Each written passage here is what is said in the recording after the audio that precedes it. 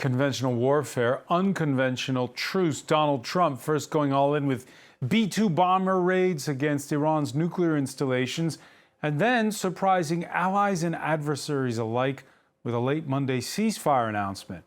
All this for a victory lap at the NATO summit opening in the Netherlands.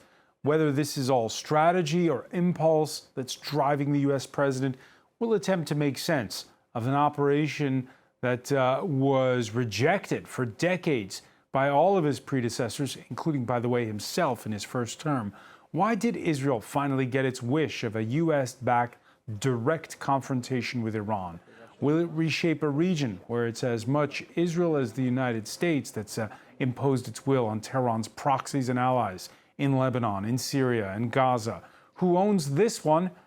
And what does this seeming once-in-a-generation shift in the balance of power mean for the Middle East and for the wider world? Today in the France 24 debate, will this 12-day war reshape the region? With us from Washington, historian Arash Azizi, lecturer at Yale University. Your books include Shadow Commander, Soleimani, the U.S. and Iran's Global Ambitions. Thank you for being with us. Thank you. Thanks for having me. Rina Bassist, Paris correspondent for Israeli Public Radio. Welcome back to the show. Welcome back as well to Azadeh Khan, professor of sociology at Paris Cité University. Thanks for joining us. Thank you. We'll be joined by Narim Puri, executive director of the Arab Reform Initiative think tank shortly. Reminder, if you're on the go, you can always listen to the show wherever podcasts are streamed. This time, well, the guns have gone silent. After dropping bombs, Donald Trump dropping an F-bomb to show displeasure with Israel and Iran for latent missile launches around his ceasefire deadline. Emerald Maxwell has more. Visibly angry, Donald Trump accused both Israel and Iran of violating the ceasefire he'd brokered hours earlier. We basically have two countries that have been fighting so long and so hard that they don't know what the they're doing. Do you understand that? The US president followed that up with a warning to Israel. Following a conversation with Trump, Benjamin Netanyahu's office said Israeli forces struck an Iranian radar site, but refrained from something bigger. Hours earlier, the Israeli defense minister had announced it was preparing to respond forcefully to an Iranian strike on its territory, which it said breached the ceasefire agreement and which hit apartment buildings in the city of Beersheba, killing several people. Early morning hours, we were getting to go to work, and we heard the sirens. So me and my family, we ran to the bomb shelter. Everything was just like leveled. Everything was like destroyed completely. The whole apartment was upside down. Iran, though, denied launching missiles at Israel after the ceasefire announcement. Earlier, Iran's foreign minister claimed its armed forces continue to strike Israel until the very last minute. Meanwhile, an Israeli strike killed another of Iran's nuclear scientists in the north of the country. Both Israel and Iran appeared to claim victory following the truce's announcement. At least 28 people have been killed in Israel since it first launched its campaign against Tehran on June 13th, while more than 970 people have been killed in Iran, according to the Washington-based group Human Rights Activists. Yeah, and Azadeh Khan, we spoke with our correspondent in the Iranian capital earlier. He says it was furious, the barrages that came in overnight. Family, acquaintances, friends, are they breathing a sigh of relief now? They start to breathe a sigh of relief, but not necessarily yet, because early this morning, Tehran was bombed harshly. And this was the harshest bombing of Tehran, various neighborhoods, and a lot of people have been killed. And nobody talk about them. We talk about Israelis being killed, civilians being killed by Iranian bombs, but nobody talks about Iranian civilians who have been killed, 1,000 of them so far, and 3,000 injured people. So it is harsh, and people who have fled Tehran, for instance, still are waiting to see when and if they can really come back safe at home, because this is a ceasefire, this is not peace.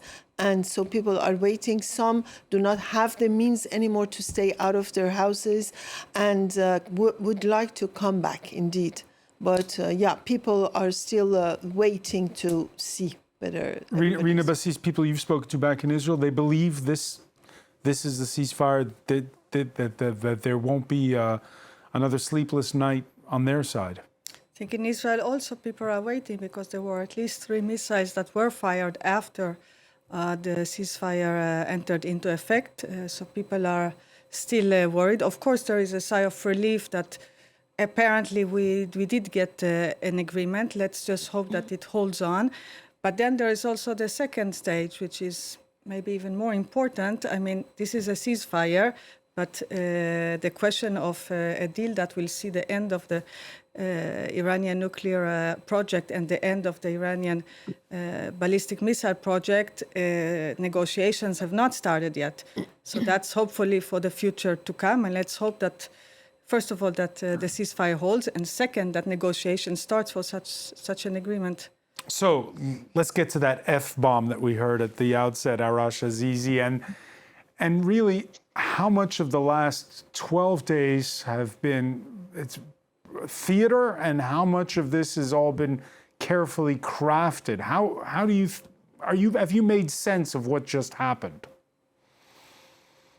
I think it was a very important confrontation, of course, between Iran and Israel, something that we had waited for a long time and finally saw what it looks like in real life. I think it proved a lot of assumptions wrong. The assumptions, for example, that Iran will face some sort of a popular uprising that will bring the regime down, that didn't happen. And at the same time, it showed that Ayatollah Khamenei for years had shouted death to Israel and death to America. It showed in real life most of the dying was, as Azadeh said, done by Iranian civilians. And it showed sort of frankly, a bit of foolishness of this policy that finally got Iran into this war. But I do believe the ceasefire is important, and I do believe it's likely to remain so, at least for a while. But of course, what really matters now is what will follow, and whether Trump and the U.S. will be able to bring a new generation of nuclear talks, especially since the sort of technical details of nuclear program have also changed now after the U.S. attacks, and we don't know where the enriched uranium is, and this relationship with Iran and IAEA is that is worst ever. So there's a lot of hurdles, and Trump is not known to be a man interested in details. The question is, how can we sort of get out of this? And in the last hour, we've had at least one Iranian lawmaker saying that the country should keep out the head of the UN's nuclear watchdog, the IAEA. Your thoughts on that? First of all, the Iranian, lawmakers, this is the sort of hardliner-dominated parliament that was elected in an election in which no one voted for. So, it doesn't really matter. But broadly, even people like Ali Larijani, who are like on the centrist side, he had this bizarre tweet, actually, a couple of days ago when he said something like, we're going to, after the war is over, we're going to go after Grossi. And there's some people who are now accusing Grossi of his alarmist reports allegedly, led to the U.S. attacks. I mean, I don't think that's fair, but that is what is being said. So, what really matters is that can there be a diplomatic path for the Iran and the U.S. that will restore real limits on the Iranian nuclear program that can finally take care of it? Israel, kind of surprisingly, is declaring some sort of a victory and saying, oh, well, we took care of the nuclear program. They must know that's not really true. And at the same time, of course, there are many Iranians who now advocate Iran leaving the Non-Proliferation Treaty of 1968 and moving toward developing a nuclear weapon. By the way, this goes across the political spectrum. Whether you want a nuclear weapon or not doesn't map out onto the sort of regime factions. There are many who are actually anti-regime, were very critical of Khamenei, certainly, even think of toppling him. But their complaint about him is that he was too cautious and didn't let Iran develop a nuclear weapon. As an Iranian, I hope that's not the direction our country is going to go to. But I think there's a heavy sort of factional dispute in Tehran between different factions of the regime. And what really will determine the course of that is not just like an abstract debate, but it's about what they can actually achieve. So if the pro-negotiation, faction who wants to give up the nuclear program and in favor of Iran's integration in the Western economy, if they're given support, if they are given a path that can bring fruits to the Iranian economy, they will win. Otherwise, there's definitely a danger of other hardliners, either Islamist ideological hardliners or basic sort of military folk who puts the emphasis on deterrence and all that, they'll win. All right, so there's I think there's different internal fights in Iran are very important. different scenarios as to whether the regime lives to see another day or is replaced by something more moderate or something more hard line. Let's look at some of the reactions, right? We talked about the casualties over the last 12 days. And according to Iranian human rights activists, it runs in the hundreds on the Iranian side, possibly higher, says Azadeh. The United States, for its part, claims, and it's pointing to the strikes on the nuclear facilities, that it's mission accomplished. The president, without, knock on wood, having a single American casualty, obliterated the Iranian nuclear program. We are now in a place where we weren't a week ago. A week ago, Iran was very close to having a nuclear weapon. Now, Iran is incapable of building a nuclear weapon with the equipment they have because we destroyed it. So that's a very, very big thing. All right, that's J.D. Vance, the Vice President of the United States. Europeans, for their part, they want something Rina Bassiste alluded to earlier, a return to diplomacy for France's president. There is the specter that Iran could quietly press on with nuclear enrichment coupled with ballistic missile manufacturing. It's a real risk for the region, for Israel and for all countries that would be within range of such a missile, which would include France. So this risk is there. It's a potential risk. And that is why we have considered from the outset that demanding discussions with Iran is the right way forward. And as promised, Narim Puri, Executive Director of the Arab Reform Initiative, is here. Listening to those two views on whether or not these 12 days took out once and for all Iran's nuclear program, your reaction to those clips we just heard? Look, one thing I've learned from history is when people say mission accomplished in the Middle East, it rarely is accomplished. And the law of unintended consequences tend to happen. So I'm approaching all of this with a lot of caution. I'm not a nuclear expert. I have no idea what happened, what are the capacities of Iran. I'm not sure if anyone knows outside the Iranians. But one thing is clear, this sort of triumphalism, this strange war of 12 days, in my view, hasn't settled any of the underlying issues. And I fear that without a political arrangement, we're heading towards more uncertainty. Israel has shown military domination, that's for sure. They've been showing it for the last 2 years. But they've been unable to transform this military domination into any political project or any form of political hegemony. And I don't see them closer to that. And I think the US, with their massive involvement in Iraq and invasion of Iraq and Afghanistan, have also never been able to, to transform their military domination into any sort of sustainable political project. So I'm quite cynical. I'm very saddened by what happened in the last 12 days. And even listening to President Macron or even the Europeans, they were having negotiations just before. So is it more likely now that the Iranians would accept, or are they sufficiently, what is there left to negotiate? They either destroyed the nuclear program and there's nothing left to negotiate, or they haven't, and I suspect the Iranians would say, why would we negotiate? You just attacked us. We're going to either try to rush for the bomb or not tell you about it. Rina Bassiste? Well, first of all, as said, that's true. We don't know yet if the program was completely demolished or not. But even if it was demolished, there is certain know-how that is still there. There are still at least 1,000 ballistic missiles that are still there, and the know-how how to produce more of them. So there are still things to be negotiated. So you agree with the premise of Nadim that a military victory, yes, but it's Israel with difficulty turning this into some kind of a political gain? Not exactly. I think that from the start, this was the starting point of Israel, because when Israel launched this operation, it was going on the assumption that Tzahal, the Israeli military, would operate on its own. Israel didn't know that the US would indeed join the campaign. And if Israel is operating on its own, it's not going to be able to completely eliminate the nuclear program. It will do as much as it can. And if it does as much as it can, this means evidently that after a military operation, of course, the political or the diplomatic stage must come. There must be negotiations at some point. I think that even in Israel, everybody were well aware of that. And I think also now it's inevitable that negotiations would be needed because the Iranians didn't say for the moment, we are never going to try for the military nuclear ever again. They are not committing to that. So, of course, you need negotiations. You spoke about the Europeans. The Europeans were out of the game from the beginning. They never negotiated. It was always the Trump administration, and it will be the Trump administration. I don't see the Europeans joining any sorts of talks. So let's hope the ball is in Tehran's camp. They have to agree to come to the negotiations without any conditions. So the United States, on the one hand, the B-2 bombers. On the other hand, you heard Donald Trump's clip there chastising both sides, saying, honor my ceasefire. It's all down to Washington?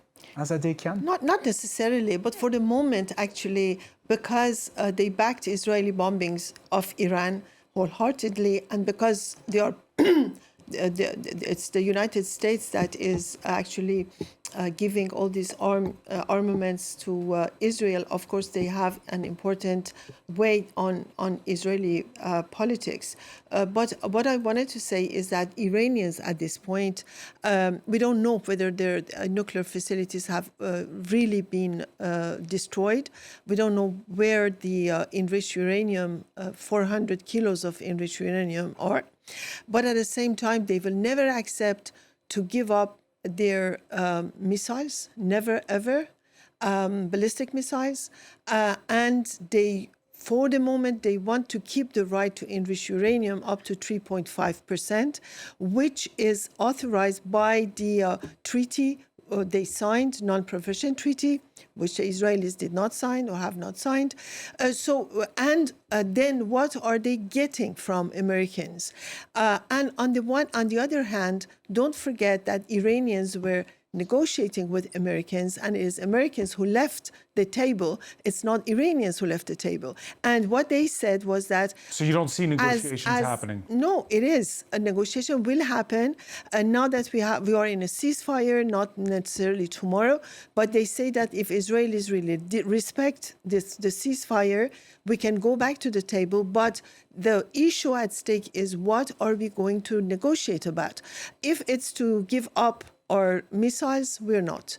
If it's we are going to give up the right to enrich uranium up to 3.5%, we are not.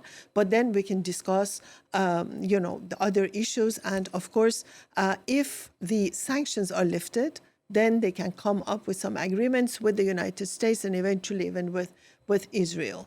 Arash Azizi, was Donald Trump drawn in after the 12 days began, or was this the plan all along? I think, we can't know whether it was planned all along or not, but I think it made sense from Trump's point of view. I think he thought that in the negotiations, he was being sort of played along. I'm saying that's what he thought, right? And I do think the Iranian side played a little, they didn't realize how impatient and mercurial, frankly, a little crazy, basically, President Trump is. Like, he would approve something like that. So I think he now showed that, okay, we have no problem attacking Iran. We have no problem okaying Israeli attacks. But also he tried to play a bit of a both-sider, tried to criticize Israelis. So, I do see ground for negotiations. It's a good question. Why would Iran go back to negotiating with someone who left the deal in 2018, who now, two surprise attacks on Iran? This question was asked even by American sort of mainstream commentators now. So naturally, it would be asked in Iran as well.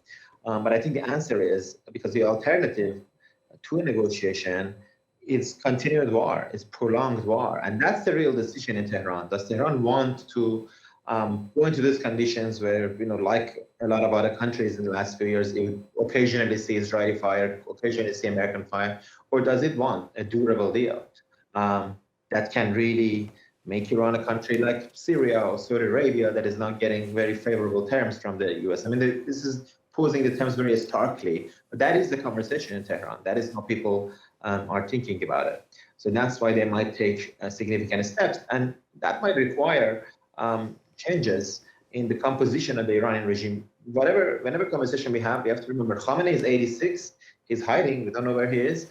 But even if he reappears, he's going to die at some point. So Iran is in the throes of a succession crisis, and that will determine what kind of policy it is going to adopt in this regard. Narim Puri? Look, I think so what will happen in Iran tomorrow? Arash knows Iran way better than me, but clearly I don't see the doves or the peace camp somehow emerging. But we'll have to wait and see. But there's a big question. I mean, he mentioned Syria and Saudi Arabia. So Israel now is treating Syria as a free fire zone, just like Lebanon. So whenever they want, they fly and they assassinate, they attack, they do whatever. And I think they will be tempted to do the same in Iran. And I think this will create dynamics that will push the Iranians into more radical positions. Now, can Trump move from this sort of transactional diplomacy by tweets, stroking his ego, to a real political project that would preserve for Iran, just like the US takes into account Saudi regional interests, whether they take into account the interest of key players in the region, including other Arab countries. There we can see, I think, the beginning of a new regional security architecture. But right now, what I see is a ceasefire that can be broken in 1 week, in 1 month, in 3 months, and high levels of instability. A taboo has been broken. Iran has not been attacked in Tehran in that way, I think, since the 1980s, since the Iran-Iraq war. But the funny thing is, usually when these taboos break, then people say, okay, it wasn't the end of the world, we can survive it. So, I think you will see potentially higher risk-taking behavior. And it's the same on the Israeli side. So taboos are being broken every other day in the region. And I worry about that dynamic. You agree with that? The last 12 days will embolden radical forces on both sides. I don't know, but what I do see is that we have a country that since 1979 has been threatening and calling for the destruction of Israel, that has not hidden, in fact, its military ambitions, its animosity to the free world. And we have seen also, and we had the demonstration now for 12 days, that they don't care about their own people. We have seen that with our own eyes. And because they are, entre guillemets, better negotiators, because they don't care about their own people, everybody's saying, oh, but Iran, they won't agree to give up the missiles. They won't agree to give up the nuclear material. So that's the starting point of negotiations. I think that the free world should ask itself, should we really accept that this would be the starting point of negotiations? It's a fundamental question. And the I've Americans spoken, did. and I... Sorry, before Israel bombed Iran, they did. They started. Yes, and yes. Iran But that's not a justification. It doesn't say that they... uranium for 60%. And now they're saying we will give up that. All we want is 3.5%. I don't agree with that. I think that Iran should not have nuclear enrichment program. But this is what they say, and I think that this is the starting point of negotiations. Then, depending on what they're getting, they might also step down on uranium enrichment. But the question... If I may just finish Go ahead. what I wanted to say, please. I've spoken in the last few days with several European diplomats, so not Israeli diplomats. They are all telling me the same thing, that it is clear that Iran, before the Israeli attack, was advancing not only on the enrichment, because that we have the International Atomic Energy Agency that presented proof for that, not only on the ballistic missiles, but also on components towards fabricating the bomb. And it's true that apparently Khamenei has not yet removed the fatwa of producing the nuclear bomb, but everything is set in place. So when he gives the order, the process would be very quick. This is European diplomats telling me that, not Israelis. So I think we all must ask the question, what are the intentions of Iran? And if after these 12 days, they still insist, this is incredible. I mean, so of course we must arrive to an agreement that would ensure that none of this will happen. But there have been ceasefire violations by Israel in South Lebanon, and because now that you have the air defenses knocked out on the Iranian side, do you agree with Narim Puri? The temptation will be there for the Israelis to make the occasional raid. we have Mr. Trump, who put his foot down, I think. So I think it's hard to imagine now that Israel will attack again Iran without the consent of the White House. And we have all seen the words of Mr. Trump just a few hours ago on that. All right. Iran's revolution began in a way with the United States being a central protagonist in all of it. There was the hostage crisis at the time. Now, and you were mentioning Ayatollah Khamenei, Arash Azizi, he's 86. Can he take on all comers? Well, I think he's finished in many ways. He's 86, number one, so he has so many years to live. But he's shown as a very inept wartime leader. He has, a terrible track record. You got to go back to like a few hundred years, not just a few decades, to find a ruler this bad for Iran. He brought economic destruction for Iran. He brought international isolation. He brought domestic repression. And his only thing was, at least we're secure. We don't have wars. But then now, in the last year, 3 nuclear power countries have attacked Iran. And hundreds of Iranian civilians are now dead. Scenes of war is something that they'll remember. So Khamenei is in many ways is finished, and it's a question of what direction he wants to go. Now, your other guest was right that the Islamic Republic, since 1979, has adopted this foolish policy of destruction of Israel, of dictating it, of funding militias who will fight Israel, of this anti-Americanism. It needs to be shelved for Iranian national interest. The question is, when do we have enough patriotic elements, I believe even inside the Iranian regime, who will have what it takes to take the reins and take the country into a different direction. Although I should say that also Israeli behavior in the region, unlike many other countries, I would say Israeli behavior is also quite arsonist, frankly, attacking several countries, of course, committing massive war crimes in Gaza, for which Israeli leaders have wanted that the International Criminal Court doesn't exactly shout free work to me. And, so it really does, for region to find peace and stability, would also need, I hope Israelis can find a leader better than Netanyahu and a different path that sees peace with their neighbors and, of course, ends the shameful occupation of the Palestinian territories that have gone on for decades, that are unique in the world, and that are a destabilizing factor in the region. So here's a question, Narim Puri, that we ask ourselves in the newsroom every day. It's a time of heightened tensions, but it also seems, and the last 12 days show it, a time of increased risks, of leaders willing to take risks, willing to take gambles. The gamble of the Israeli operation that Trump would go in on it. The gamble of using the B-2 bombers. Why are we living in an age of, and that's not just, by the way, the Middle East, but why are we have so many risk takers? Right. So let's talk about the Middle East for a second. I think today a huge part of the problem is Netanyahu and the Israeli government. I mean, look, I have no love lost for the Iranian regime. I'm Lebanese. I've suffered from their exporting their ways of doing to Lebanon. At the same time, Iran's behavior has to be constrained, has to be under international law. At the same time, what we have seen from Israel, and particularly, frankly, the behavior of Netanyahu, wanted by the ICC and yet somehow not treated as a pariah as he should be by the international community, notably the West. The fact that even when there's a ceasefire signed and guaranteed by the Americans in places like Lebanon, Israel attacks and kills people every day. Today, they just killed actually someone who was affiliated with Hezbollah on the finance side and his 2 kids who were with him in the car. Just bombed like this out of nowhere.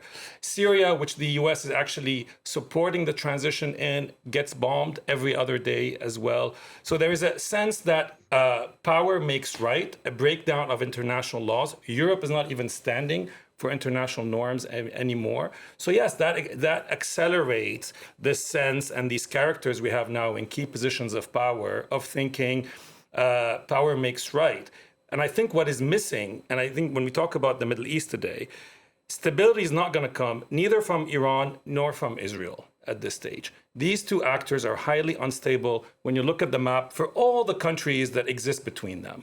The only hope, and I never actually thought I would be saying that, is for some sort of axis of moderation, so to speak, starting from Saudi Arabia, going through Jordan all the way to Turkey, including Syria and Lebanon. That brings some sense and sanity, which finally stops the genocide in Gaza, leads to some negotiation to dealing with the Palestine question and giving the Palestinians their rights, and actually contain Iran, and finds a natural place for Iran as a major country in this region, but also tells Iran, you are no longer allowed to sort of export your revolution and use all these countries as fodder for your own strategy or your own confrontation. There is a moment right now. I mean, in the irony of it all, there is a moment, because I think the military solutions have reached their limit.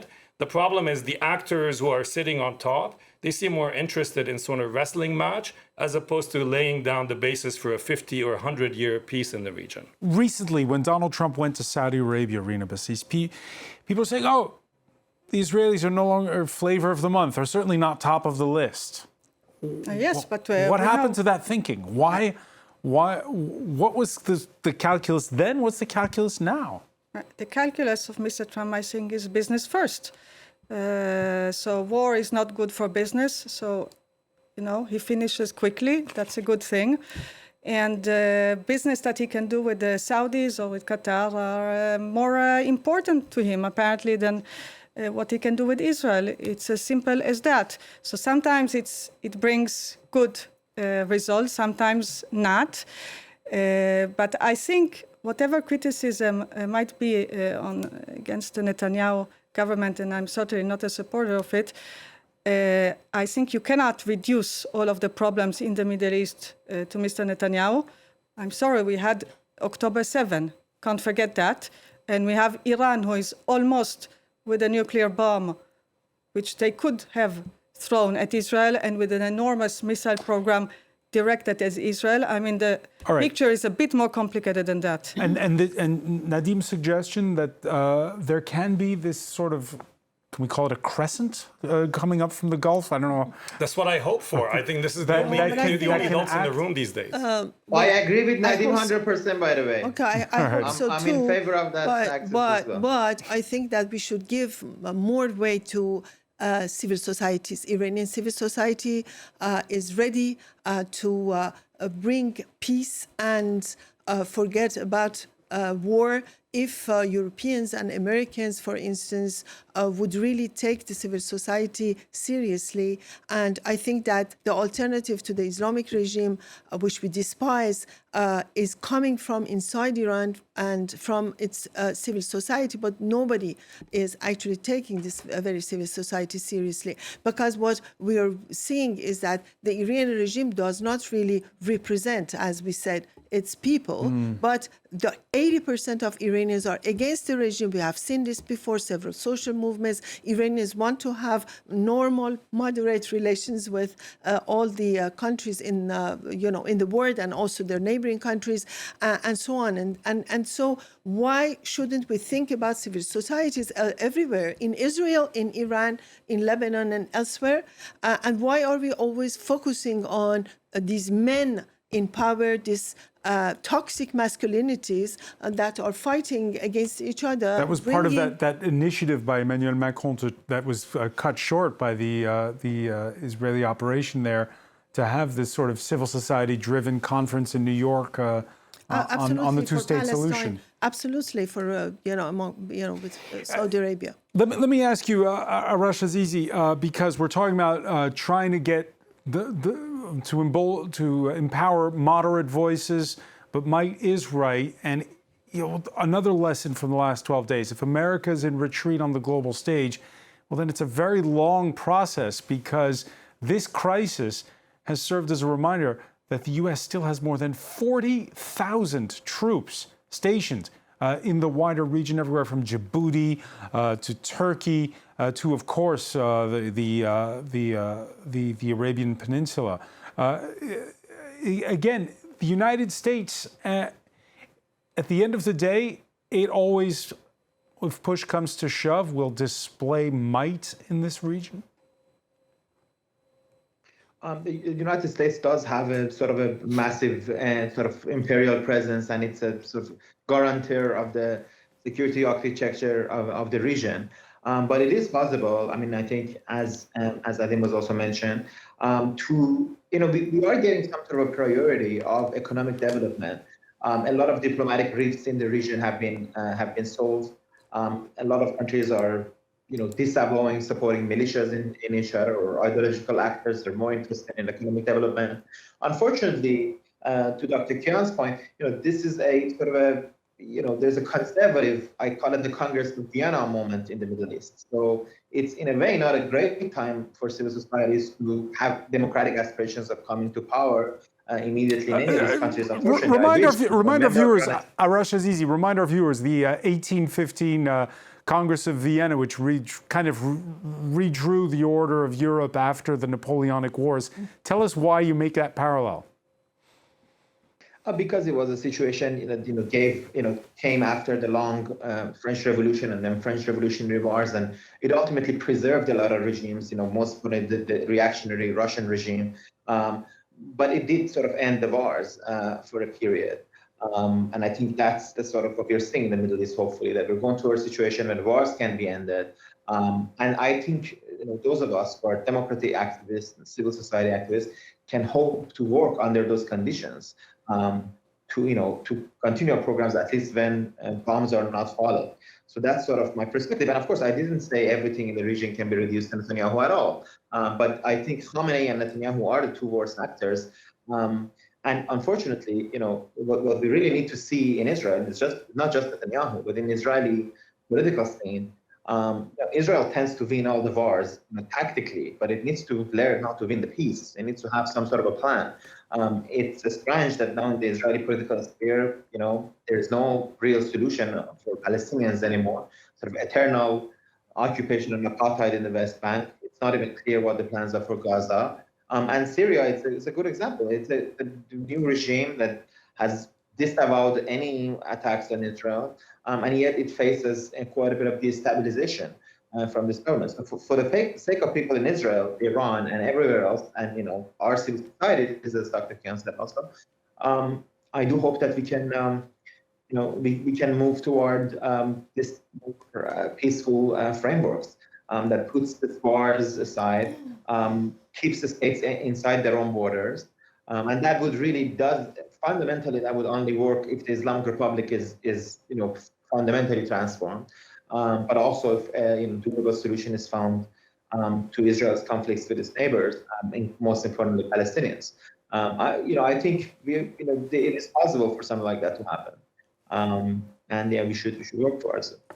If there was a snap election tomorrow, Rina Basiste, in Israel, and if you're Benjamin Netanyahu, after the last 12 days, maybe some are even speculating, you were telling me that about such a prospect, would there be a core, enough of a coalition to think about winning the peace?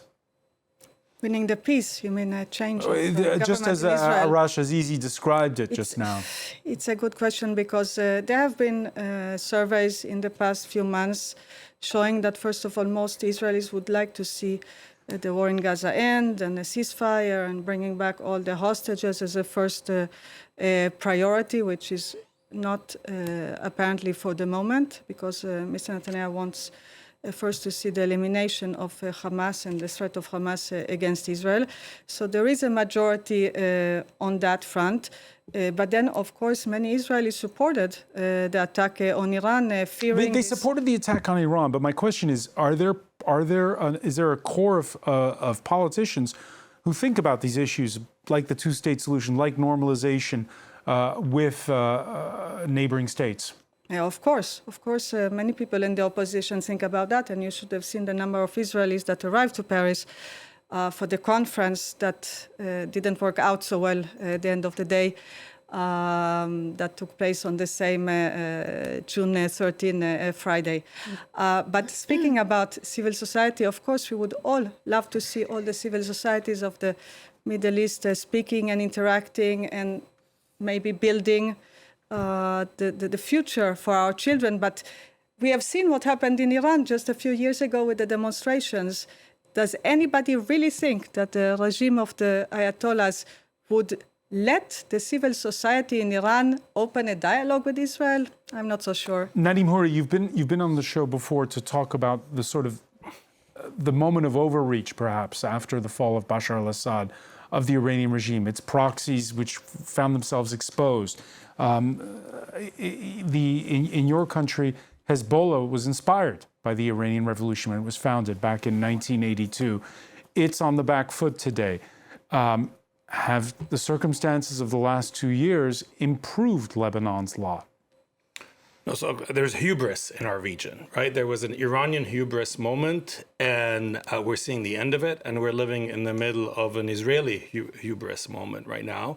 And I think the faster we get to the end of it, the better it is for everyone. Is the lot better? I don't know, because there is a real need today to reform. There's a desire to reform. There is a real desire across the region to get on with something else, to rebuild lives, societies. But at the same time, I cannot talk about civil society, and I come from civil society, when today 80 people in Gaza were killed. Today, 56 while waiting for humanitarian distribution, supposedly by a US-supported foundation. I mean, we're living in a sort of a dystopian So which world side right is now. the United States on? No, the United States is clearly on the Israeli side. And I mean, for me, what's interesting with Trump, and I think we saw that very clearly, what is the real US national self-interest? It's very hard. Trump tweets 2 days ago that he's for regime change. And right now he tweets that he's against regime change. I have no idea what Donald Trump stands for at the end of the day. And actually, if the US is the hegemon supposedly guaranteeing the security architecture of the region, it's not doing a particularly good job when you look at the number of countries and capitals that have been destroyed, bombed, and the number of millions displaced. So yes, for civil society, but to me right now, the priority is stop the genocide in Gaza. Go back to a negotiation process. There's a real appetite in the region for a real political settlement, but one that does not just give Israel a sort of green light to do whatever it wants and to dominate the skies, and everyone else just has to subdue themselves. If that's the approach, we will see, I don't know which form it will take, but we will see new forms of armed resistance groups, new supporters emerge in the region in the coming years.